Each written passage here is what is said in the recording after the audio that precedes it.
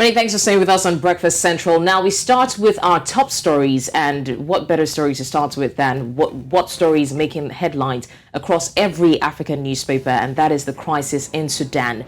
Now, more than 50 South African citizens have returned home after being evacuated from Sudan following clashes between the two rival generals.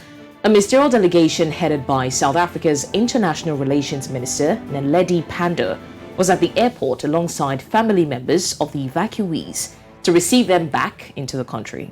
Now, some of the evacuees expressed their happiness at being back in their country and having found their families as they recall their very, shocking experiences in Sudan.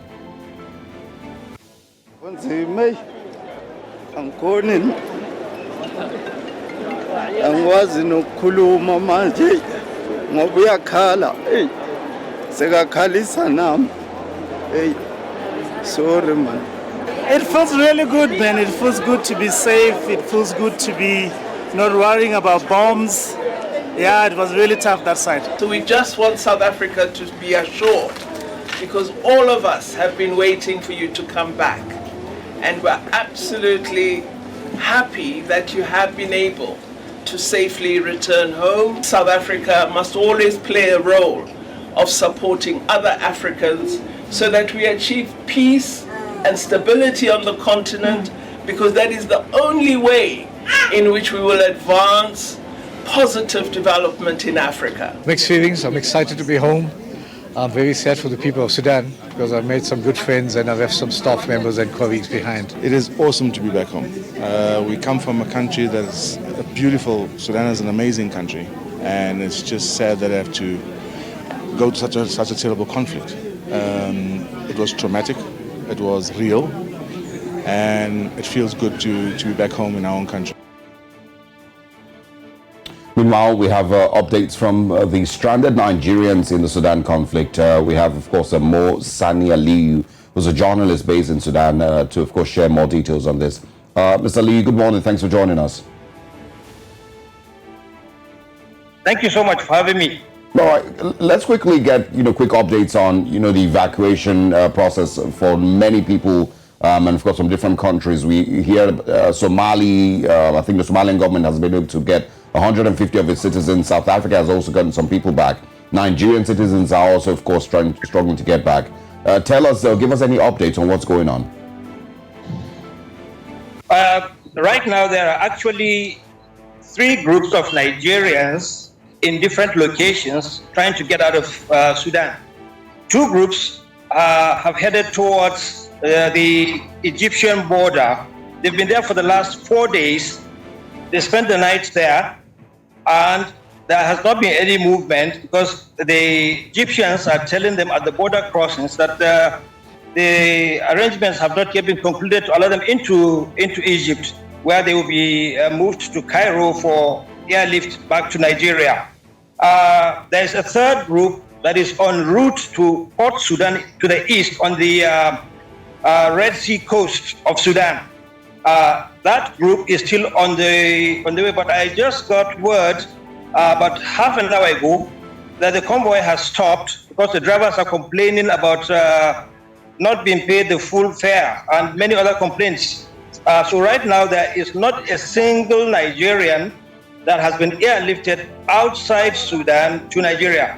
At least only those ones who have found their way out of Sudan through personal connections. But all other people, all the other students and Nigerians with these 3 groups are still inside Sudan.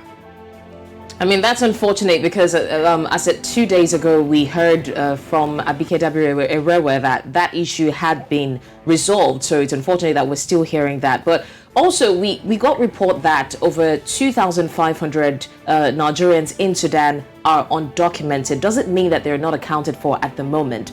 Or is it just that they don't... Apart from these 3 groups I spoke about earlier, we've got a 4th group. These groups of Nigerians, some of them could not make it all the way to the International University of Africa and Al-Razi University in Khartoum, which is in the center of Khartoum, where the fighting is actually very fierce. So they decided to stay away. They have not joined these 3 groups. They are still in Khartoum and some cities around Sudan.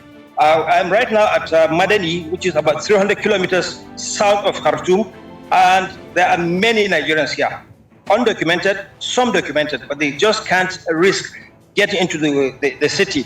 So the figure of 2,000 to 3,000 is even conservative. There are a lot more than that, I can tell you.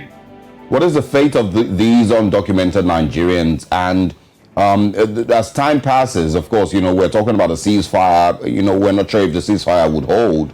But those who are even still in the country, both the documented and undocumented, how much risk are they currently, facing?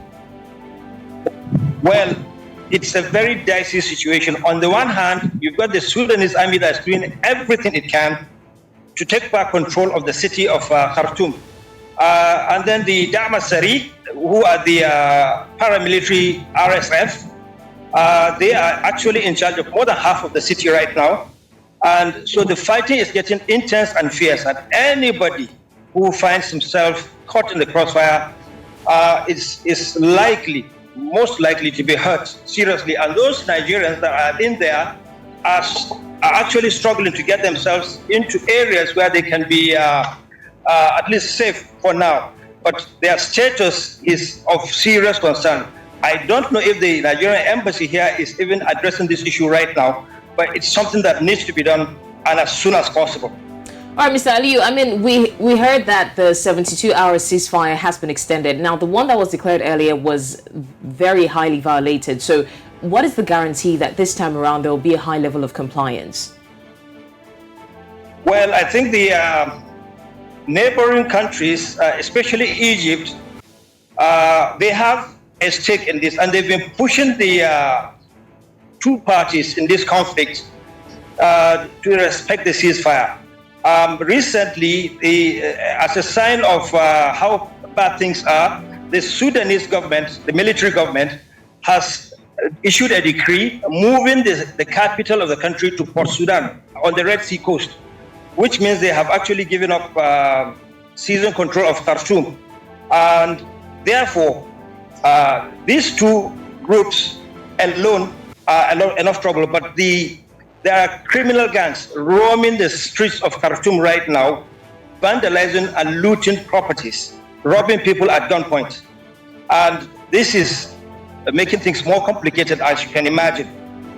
I also want to talk about this whole controversy about drivers not being paid and, abandoning, or stopping, the journey halfway, not be willing to, of course, carry Nigerians across the border into Egypt and some of all of that.